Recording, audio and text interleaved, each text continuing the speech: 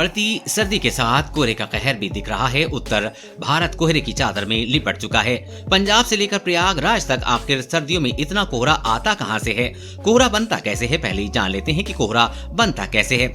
जब पानी से निकली भाप अपने गैस फॉर्म में गाढ़ी हो जाती है तो वो कोहरे की तरह दिखती है, यानी कि हवा में पानी के बेहद छोटे छोटे कण तैरते रहते हैं। आप असल में इन्हीं पानी की छोटी बूंदों को देखते हैं।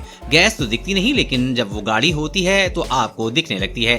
भाप के साथ भी ऐसा ही होता है। जब जल स्रोतों के ऊपर सर्द हवा हल्के गर्म नमी वाली हवा चलती है, तब नमी वाली हवा ठंडी होने लगती है। ह्यूमिडिटी 100% पहुंच जाती है, तब जाकर कोहरा यानी कि फॉग बनता है। अब इससे धुआं और प्रदूषण वाली जहरीली हवा मिलती है तो वो स्मॉग बन जाता है। इसी वजह से लोगों को सांस और फेफड़े संबंधी दिक्कतें होने लगती हैं। सर्दियों में ही क्यों बनता है कोहरा? असल में दक्षिण की तरफ से गर्म और नमी वाली हवा आती है, जबकि मेडिटेरियन की तरफ से सर्द हवा आती है। जब ये जमीन के जल स्रोत के ऊपर मिलती है तो कोहरा बनना शुरू कर देती है, यानी कि जमीन की गर्मी और ऊपर तैरती सर्द हवा के बीच फंसी पानी की नमी, ये तीनों मिलकर भी स्थानीय स्तर पर कोहरा बना देते हैं। इसलिए आपको किसी जगह ज्यादा तो किसी जगह कम कोहरा दिखता है। कितने प्रकार का कोहरा होता है?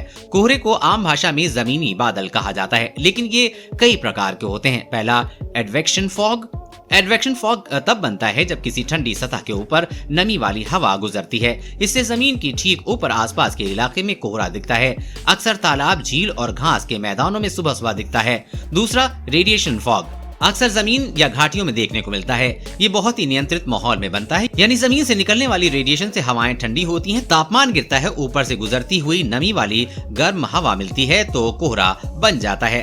तीसरे नंबर पर आती है अपस्लोप फॉग। ये तब बनता है जब किसी ढलान वाली जगह से हवा ऊपर उठती है। असल में ये स्ट्रेस क्लाउड बनते हैं। ये आमतौर पर बेहद ऊंचाई वाले इलाकों में बनते हैं। यह चौथा है स्टीम फॉग। इसे आर्कटिक सी स्मॉग भी कहते हैं। ये धरती के उत्तरी इलाके में बनता है। वहां पर कोहरा इसलिए बनता है क्योंकि बर्फ से निकलने वाली भाप जलने लगती है।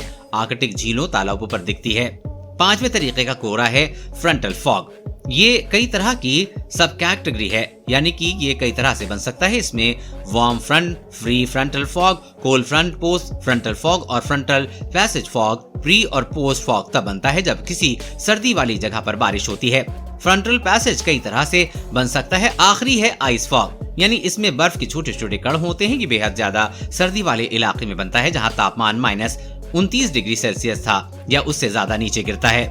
कोहरे से क्या इंसानों को नुकसान होता है? हम इंसानों को कोहरे की वजह से दो तरह का असर होता है। पहला, अगर कोहरे में ज्यादा देर सांस लेते हैं तो आपके नाजुक फेफड़ों में सर्दी लग सकती है, क्योंकि आपके फेफड़ों में नमी वाली हवा जाती है। गीली गीली सी हल्की वजह से आपको खांसी, छींक, जुकाम हो सकता है। जिनकी इम्यूनिटी कम है उन्हें दिक्कत ज्यादा हो सकती है। इससे ब्रोंकाइटिस हो सकता है। ध्यान नहीं देने पर खांसी के दौरे आ सकते हैं।